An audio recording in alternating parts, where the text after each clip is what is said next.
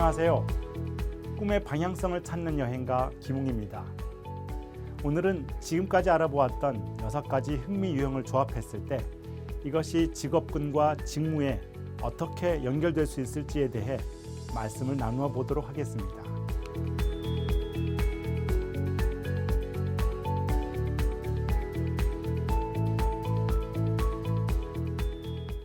지금까지 언급한 6가지의 흥미 유형에 해당하는 GOT 척도는 2가지 이상 서로 조합하게 되면 독특한 직업군이 나오게 되는데요.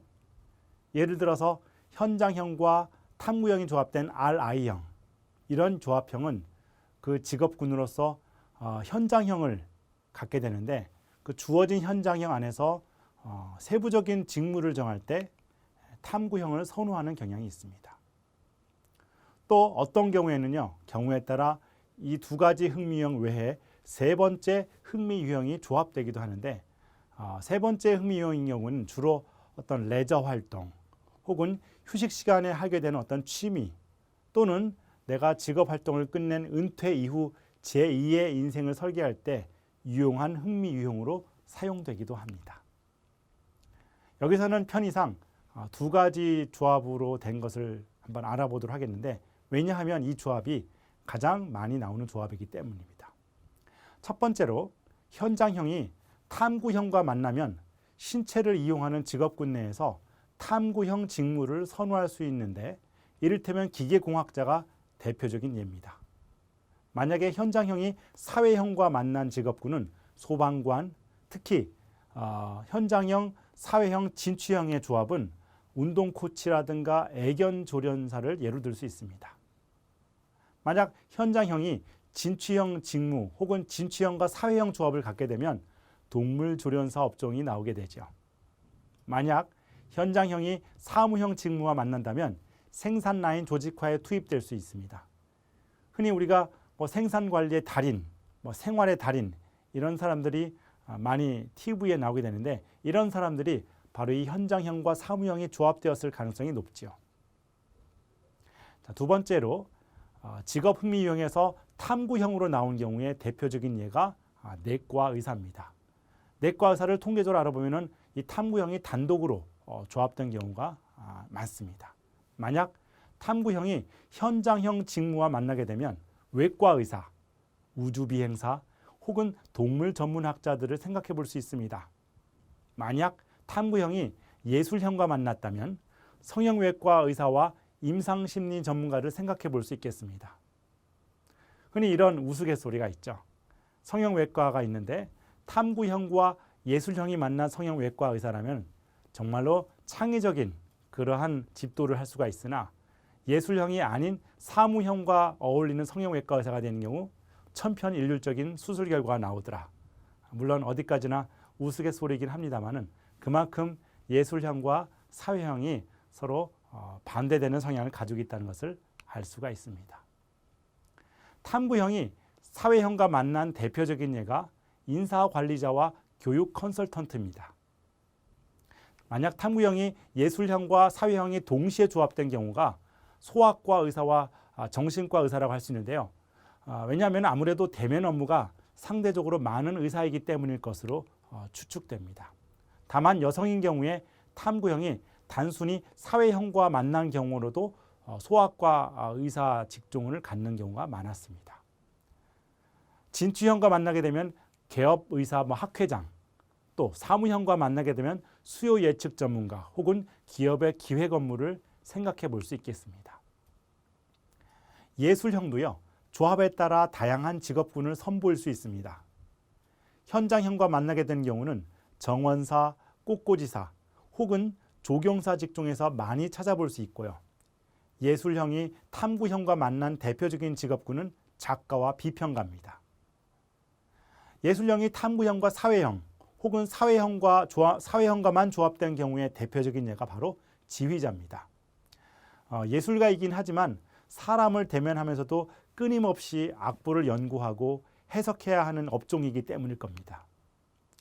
예술형이 진취형과 조합을 이룬 예로는 패션 디자이너, 모델, 홍보 마케터 등이 있습니다. 그런데 만약 예술형이 상반된 유형이라고 알려진 사무형과 만나게 되면 어떤 직접적인 예술가 활동보다는 예술계를 지원하는 업무에 더 매력을 느낄 가능성이 있습니다.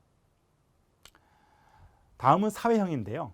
이 사회형으로 대표적인 직종이 바로 교사와 간호사입니다.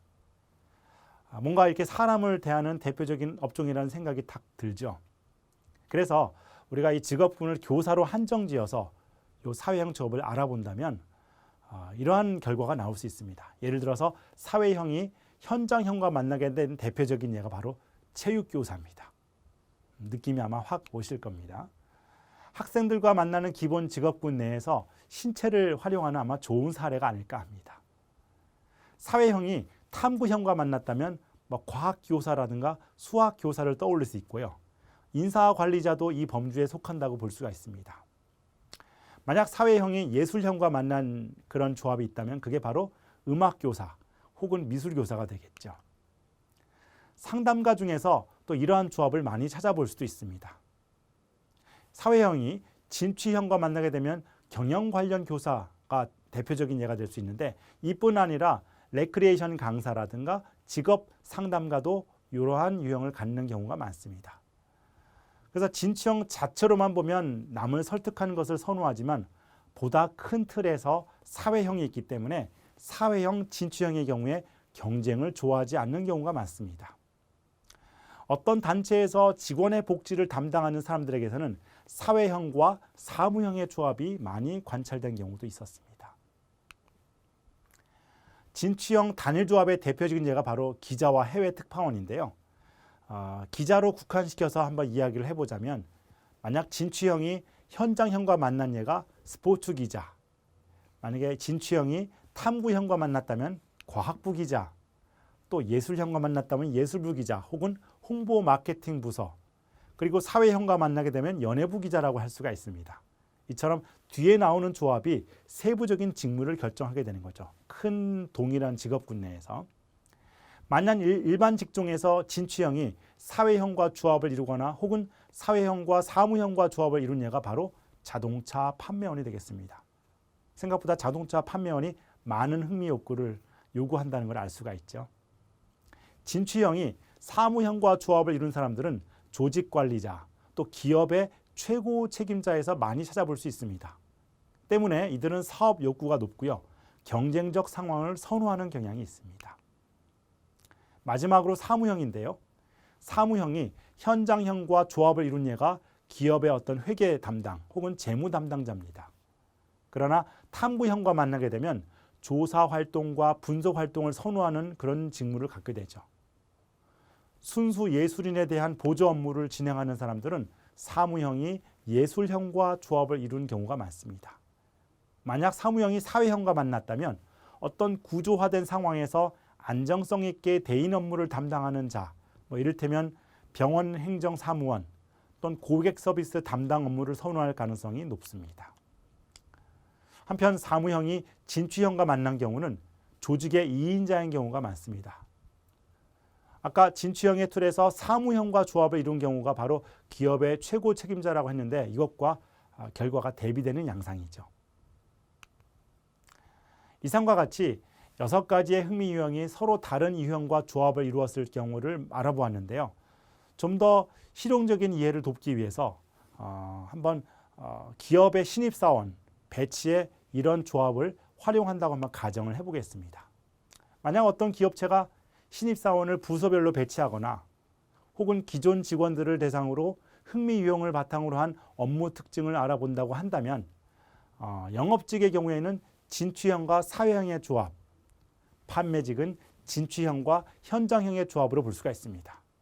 그런데 인사팀은 탐구형과 사회형 조합 혹은 사회형과 탐구형의 조합이라고 볼 수 있죠. 사무직은 사무형, 단일형이 될 가능성이 높고요.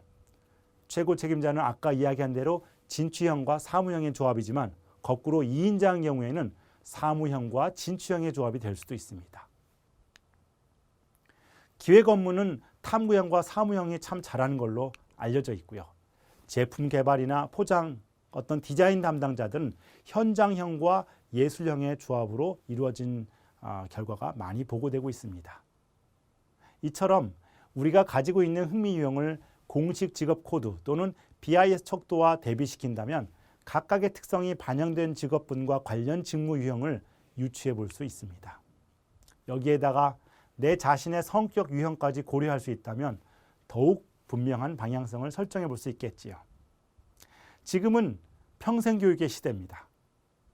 아직 진로를 결정하지 못한 사람은 취업을 하기 위해 많은 고민을 할 것이고요. 이미 취업한 사람도 자신의 직무에 대해 고민하거나 혹은 은퇴 이후의 삶에 대해서 고민하는 분들도 많을 것입니다. 이럴 때 내가 가지고 있는 것이 무엇인가를 생각해 봄으로써 나 자신을 객관적으로 조명해 보는 것도 미래를 설계하고 삶의 방향성을 분명히 하는데 큰 도움이 될 수 있을 것입니다. 이상으로 꿈을 찾아 여행을 떠나는 김웅이었습니다.